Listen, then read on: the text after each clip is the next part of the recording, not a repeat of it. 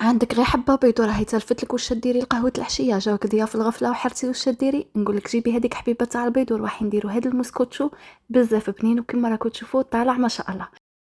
السلام عليكم ومرحبا بكم في قناتكم اصغر كيلة مع الشيف ليلى. بدون اطاله نفوتوا المقادير وطريقه التحضير. بسم الله. جبنا حبيبه تاع البيض، جبنا كاس تاع السكر ناقص اصبع، يعني ما تعمروش حتى الفوق باش ما تجيش حلوه بزاف، نقصوها هكاك غير واحد الصباع. ودرنا لافاني، كانت عندي لافاني ليكيد، لا كانت عندك بودر ديري بودر. ودرنا رشه تاع الملح ونخلط كل شيء غايه بالفوي، غير بالفوي وتخدموها وتجي طالعه وتجي ما شاء الله، يعني ما تحتاجيش كاع الباتر. خلطوا مليح في هذه المرحله حتى الخليط نتاعنا اللون نتاعه يتبدل، يعني يروح هكا للبيض كما راكم تشوفوا. في هذه المرحله زيدوا لها زيت تاع الليمون، كما نعرفوا الموسكوتشو يبغي الليمون، ذوق الليمون يجي فيه رائع. ديروا هكا زيت تاع الليمون ونخلطوا كل شيء غايه، ومن بعد نزيدوا الزيت. زيت البنات زيدوه على 3 دفعات. شوفوا الزيت عندنا كاس الا ربع، اللي ما يعرفش كاس الا ربع ديري كاس ناقص اصبعين هكاك، واللي عنده هذا الكاس تاع ام والد يديره في هذاك الخط. كيما هكا راني نزيد الزيت ونخلط في نفس الوقت، يعني خلطي غايه حتى هذاك الخليط نتاعك يتجانس ويدخل فيه الزيت كاع غايه. كيما هكا البنات زدت على 3 دفعات كيما قلت لكم وخلطت مليح. وصراحه البنات نقول لكم غير جربوه على خاطر غادي تراطيو، ولا ما جربتوهش تراطيو البنه غير بحبه بيض كيما شفتوا، وجا اكثر من رائع. يجي من الداخل كي شغل مشمخ، ما يجيش ناشف بصح. علاش جانا بنين؟ لاخاطر زدنا فيه واحد السر دوك تشوفوه معايا في التالي. الاضافه اللي زدناها في التالي هي اللي عطاتها هذاك القوام، تحسبوه جينواز، جا طري وتحسبوه راه مشمخ. نزيد له كاس الا ربع نتاع الحليب. الحليب البنات يكون بدرجه حراره المطبخ، يعني ماشي بارد وماشي تاني سخون. كيما هكا زدته وخلطت مليح، ودروك نزيدو الفرينه. شوفوا من الافضل باش المسكوتشو تاعك يجيكم مهوي وخفيف من الداخل، الفرينه تغربلوها، ميم تكوني مغربلتها قبل بصح كي تجي تخدمي عاودي غربليها. درنا الكاس الاول تاع الفرينه، سعه الكاس 220 ملي كيما هكا.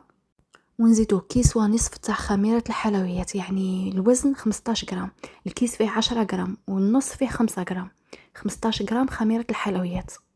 وتاني سر البنات باش يجي خفيف نديرو فيه المايزينا، قدر 2 معارف اللي هي 4 كاس.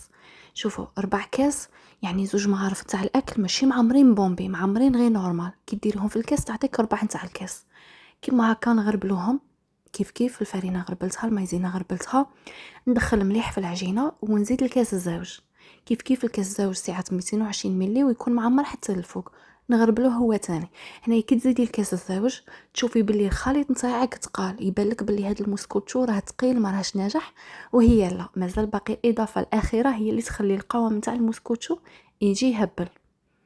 كيما هكا خلطتها غايه ودك تشوفوا القوام نتاعه، يعني راه ثقيل. شوفوا البنات كيفاش، يعني راه يبان باللي كاع ثقيل بزاف. هنايا نجيبوا الاضافه اللي قلت لكم عليها اللي هي 4 كاس تاع الماء ساخن، يعني جد ساخن لدرجه الغليان.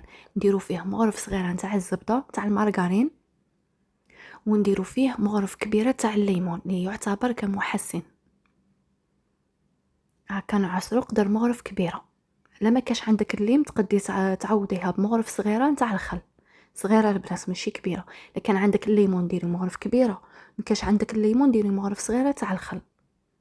ونزيدهم في هذاك الماء سخون ونخلط غايه حتى هذيك المارغرين تذوب في هذاك الماء سخون. ونزيده الخليط نتاعنا، نكبه دفعه واحده ونقعد نخلط كاع ما نحبش حتى نتحصلوا على القوام المطلوب. كيما هكا كبيته دفعه واحده وقعدوا البنات غير تضربوا مليح، يعني ضربوه غايه حتى تحصلوا على خليط متجانس، واحد الخليط اللي هذاك هو ماشي ثقيل ماشي خفيف، الخليط تاع المسكوتشو. وبهذه الطريقه يجي واحد المسكوتشو رائع، يعني ما تحسيهش كاع باللي بحبه بيض، تحسبي درتي فيه 4 حبات بيض ولا 5. وشوفوا هنايا نوريكم القوام اللي تحصلنا عليه. هنا ما نسرعش باش تشوفوا القوام مليح. كي تشكلي هكا رقم 8 تتشكل لك، تقعد شويه هكا وتروح، يعني ما تروحش تمتم، تقعد هكا راكي تشوفي في رقم 8 متشكل. السر الثالث في نجاح المسكوتشو المول، لازم المول ما يكونش يلصق، وباش ما يلصق لكش دهنيه بالمارغرين وغبريه بالفرينه. بصح قبل ما تكبي المسكوتشو خبطيه مليح هكا باش هذاك الزائد نتاع الفرينه كاع ينقلع، يعني ما تخليش مغبر بزاف بالفرينه باش المسكوتشو كي يطيب ما تجيش فيه واحد الطبقه هكا من الفوق.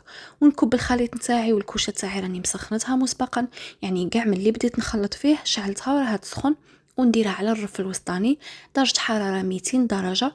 كي نشوفه طلع غاية وبدا يحمر صاي نشوفه كاع هكا دار نقاط من الفوق هكا بدا يحمر، عاد نطفيه لتحت ونشعلها الفوق. انا البنات خويوها غاية، يعني كاع هذاك الزائد اللي في الغيسيبيون هودوه خبطوها مليح ونجيو نديرو هاد الطريقه دائريه، يعني ديري 3 خطرات، الاولى الزوجه الثالثه 3 دورات كما هكا وندخلوه للفرن. وهنايا بعد ما طاب معايا شوفوا خليوها في هذاك المول تاعه واحد 2 دقائق ولا 3 غير يعرق هكا باش في ساعه ينقلع معاكم. وشوفوا نقلع معايا بكل سهوله، هنا راه دافي خليته هكا شويه عرق في البلا، هاو دا نقلع معايا بكل سهوله ما يلصق ما والو. انايا تبغوا تدهنوه بكونفيتور ولا بالعسل، انا درت له شويه تاع لاجيلي من الفوق هكا غير باش يجي لماع. ودرت هاد الخطوط كيما هكا ماشي خطوط، هاد الدوائر هكا بالشوكولا، يعني بدلت على هذاك الشكل المعروف اللي درناه كاع، يعني هذاك الشكل تاع الخطوط ما بغيتش نديره، قلت نبدل شويه هكا نبدع شويه في الديكور. ان شاء الله يكون عجبكم هاد التزيين. زينتها بلي سوريس ودرت هنايا شوكولا درتها هكا في الوسط، ولا ديروا معجون ولا اللي كان عندكم. كيما نقول لكم دائما الجود من الموجود. درت شويه لوز ايفيلي في هذوك الدوائر كيما تقدوا تخلوهم هكاك. ونجي هنا نقسم معكم. شوفوا البنات هنا راني عاد انا ما خليتهش برد، يعني راه عاد دافي غير زينته ديريكت جيت قصيته. نتوما ماذا بكم حتى يبرد مليح باش تجوا تقصوه باش هكا ما يتفتت لكمش. وشوفوا نوريكم كيفاش جا. صراحه البنات تحسبوه راه مشرب، يعني يجي خفيف خفيف واحد الخفه ويجي بنين تاع الصح.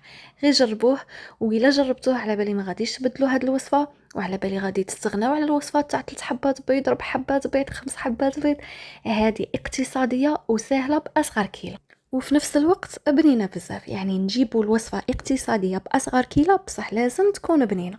هذه يا غالياتي نقول لكم وصلنا لنهايه الفيديو. ما تنساوش هذاك الجيم وهذاك التعليق الحلو كيفكم، والى فيديو قادم استودعكم الله الذي لا تضيع ودائعه. السلام عليكم.